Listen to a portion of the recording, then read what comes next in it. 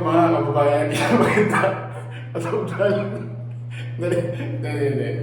Okay mga kababayan, Chris Puno po at welcome back po dito sa ating YouTube channel. Pagpasensyahan nyo na po itong place kasi walang area. Andi dito po kasi ako sa hospital. Wala akong area po pwedeng tayo makapag-vlog. Kaya pinili ko na lang muna rito sa kwarto. Dito sa kwarto, pinili ko muna mga kababayan. Kasi sa baba, wala yung signal sa parking. Dito na lang muna tayo sa guest room. Guest room ng hospital. Kasi may guest room dito Anyway, huwag nyo nang pansinin yan. Okay, ito mga kababayan, pag-usapan ho natin. Etong si Kong Marcoleta. Marcoleta. Na kung saan mga kababayan, may interview sa kanya or nagpa-interview siya dito sa One News, 1PH na kung saan sinasabi niya yung kanyang mga sama ng loob sa media kasi wala nang siguro wala nang mapag-usapan sa kanya. Alam niyo naman, napaka-importante ng napag-uusapan lalo na ngayong halalan kasi isipin mo na lang, hindi ka na nga, although ang isang politiko kakilala, iba pa rin yung talagang sikat. Luzon, Visayas, Mindanao. Napaka-importante nun Bakit? Lalo na especially ang itinatakbong mong posisyon is national. Kasi pag national, ibig sabihin, yung kukunin mo boto sa taong bayan, pang buong Pilipinas. Kaya napaka-importante ng kasikatan. Kaya nga yung iba dyan, kahit wala ng utak, basta sikat, takbo.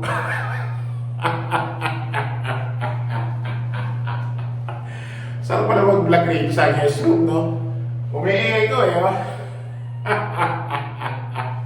Ito mga kababayan paano pa kung tatakbo ka ng national, tapos hindi ka pa ganun kasikat, may mga nakakakilala lang siya yung konting kakarampot na mga DD shit. Tapos, kumbaga, hindi ka pa favorite. Hindi ka pa favorite ng masa. Tapos wala pang masyadong issue sa'yo, hindi ka pa masyadong napag-uusapan, hindi ka pa nababanggit. Tapos yung survey mo sa politics, mababa. Yung ratings ng mga tumatakbo sa senatorial candidacy or candidate, ang baba, paano ka palalo mananalo? Especially kung ito mga kababayan, si Congressman Marcoleta, na kung saan, sinasabi niya yung sama ng loob niya sa mga media dahil hindi raw siya binabanggit sa media noong January 13 sa rally ng INC. Parang bata.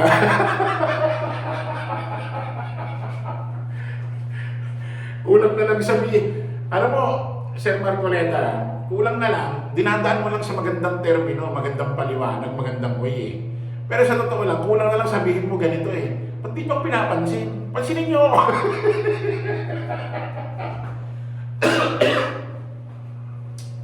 Kulang na lang gano'n ang sabihin, pansinin nyo ako, ibalita nyo ako. Para marinig naman ako Luzon, Visayas, Mindanao kasi ito, siya, prangkahan na. Ang boring ng alam mo yan, parang ang boring ng political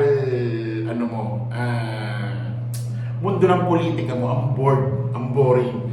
Parang nagkabuhay lang nung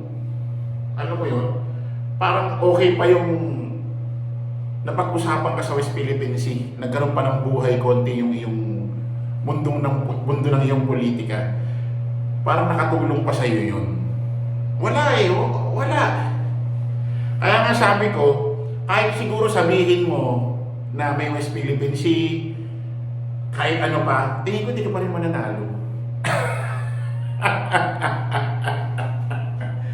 Alam mo ba, Sir Marcoleta, nakikipag-pustahan niya ako sa mga DD-shit na vlogger. Sabi ko, hindi ka mananalo kayong dalawa ni Pastor Kibuloy. Kasama mo na si Okogan, si Panot, si Atty. Vic Rodriguez. Sabi ko nga, Bigyan ko pa kayo ng partida, si Kibuloy hindi papasok ito sa 1 to 20. Talo na, hindi pa papasok sa 1 to 20. Pakinggan niyo itong mga sinabi ni Marcoleta. Ha? January 13, I think you know about that rally. I am part of that rally because I was one of the speakers. I spoke for about 1 hour. January 14 or the next day, it was supposed to be reported by the proceeds by Philippine Inquirer. Yung slogan niya, yung slogan, Balance News, dear listeners. What the hell? I was not even mentioned. It is as if I did not exist. There were 3 reporters who wrote that report. Ando na pangalan because I kept the particular publication. With all due respect, ma'am, Philippine Star, what was this law? Truth shall prevail. And there were 8 reporters who reported that particular incident. 8. So 8 plus 3, 11 reporters.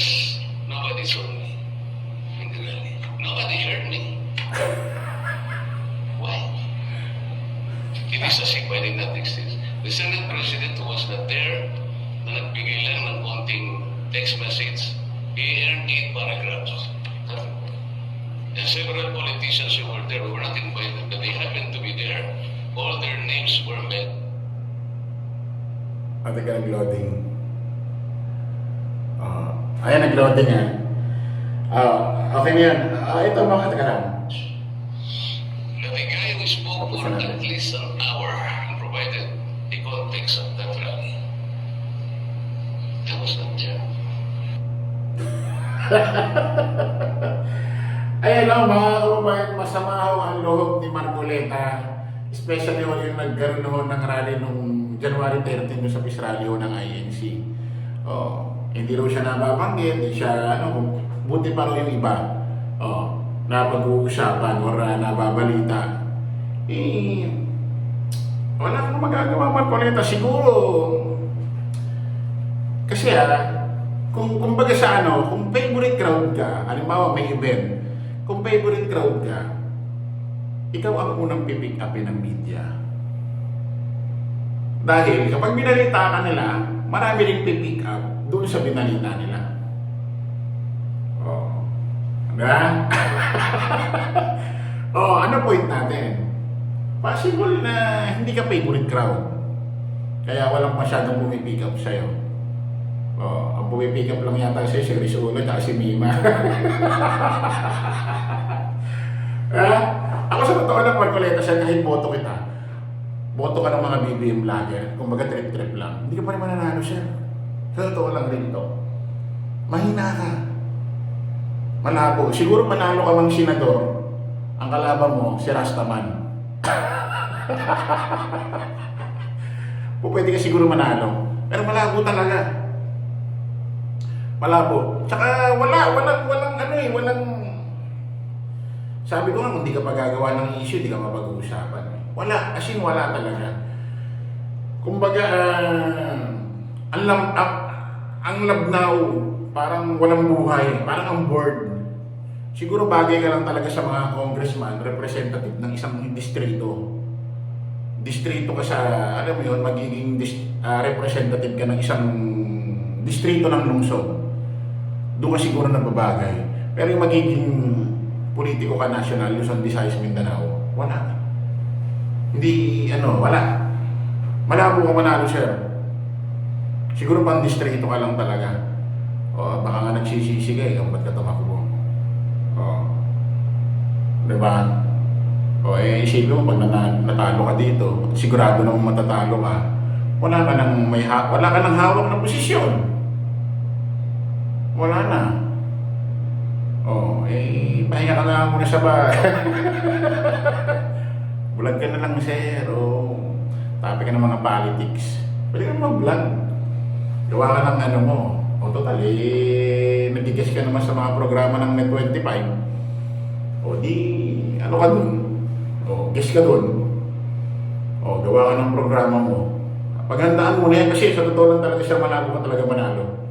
Hindi naman sa kinukutya kita, sir, or inaasar o ano ha. Kumbaga, prangkahan lang. Malabo ka manalo, sir. Sobrang labo. Baka nga alam din niya ng mga kapartido mo or mga kasamahan mo Siyempre, hindi naman pwede sabihin sa'yo to. Masaktan ka. Pero, kung magtatanong ka sa isang taong handa kang prangkahin, tulad ng vlogger, malabo. Malabo ang manalo siya. Kaya ni Buloy, tsaka ni Atty. Miguel Rodriguez. Anyway, ganun talaga. Okay, maraming salamat po mga kababayan. Kita ulit sa panibagong live, panibagong vlog. Paalam po sa mantalangin yung lingkod doon sa Chris Ulo. Lagi natin tatandaan doon, follow the majority, follow the right way. Maraming salamat. Kita-kits sa tayo. Bye-bye.